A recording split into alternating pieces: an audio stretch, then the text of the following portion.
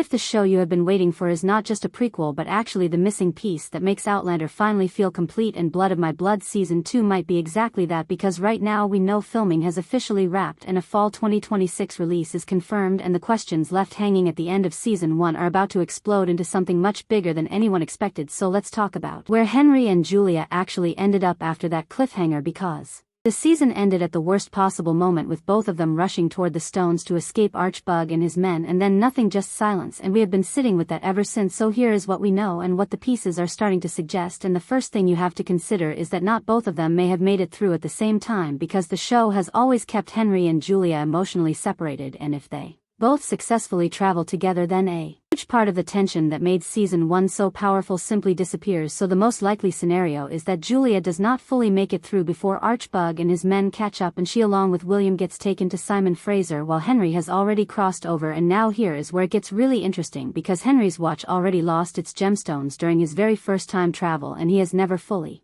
understood how the stones work, so he could not have aimed for his own time, which means he very likely does not land where he expected to. And if the show wants to genuinely connect Blood of My Blood to Outlander in a meaningful emotional way, then Henry landing in Claire's timeline is the move that makes the most narrative sense. And just think about what that scene would look like: Claire finally standing face to face with her father, a man she barely knew as a child, and now suddenly meeting him as a living, breathing person who has no idea who she really is to him. That is the kind of moment this entire prequel has been quietly building toward, and it would not be a permanent reunion because Henry would need to get back to his own time to find Julia, and this is exactly where Roger could step in, because Roger understands time travel and he could become the bridge between the two worlds, helping Henry return and possibly even traveling with him, which would directly connect the two shows in a way that feels earned rather than forced. And there is one more wild card in all of this, and that is Fanny, because we know Fanny found a gemstone, and in the Outlander finale we are likely going to see her attempt to time travel on her own, but since she does not understand how it works, she might not land where she intends, and if she accidentally ends up in the Blood of My Blood timeline, then we have a completely unexpected collision of characters and stories that nobody saw coming. And now, while all of that is happening in the time travel thread, Brian and Ellen are heading into their own war, because at the end of Season 1 the Jacobite Rising had already begun, and Brian made it clear he was going to fight without hesitation. And as heartbreaking as that is, after everything they went through to finally be together, it is also completely true to who Brian Fraser is as a man, and the teaser has already shown us something promising, which is Brian and Dougal going into battle side by side, and that matters because it could mean the Mackenzies have finally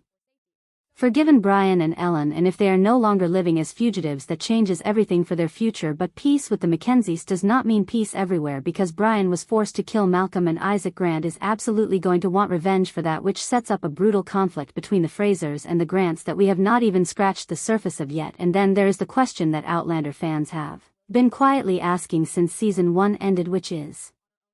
whether Ellen might already be pregnant, and if she is, then Brian is going to be torn between duty to the Rising and staying with his wife and child, and if that child turns out to be Jenny, then everything we know about the Fraser family timeline starts clicking into place. But here is the twist that might genuinely surprise people, because there is also a real possibility that William is not Brian and Ellen's son at all, and that Julia, being held by Simon Fraser, might leave William in their care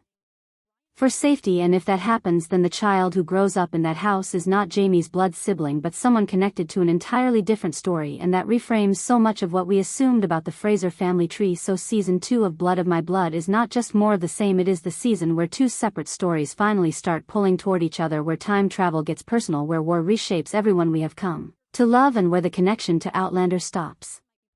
being a tease and becomes something real. So make sure you are subscribed, because when this season drops we are going to be breaking down every single moment together.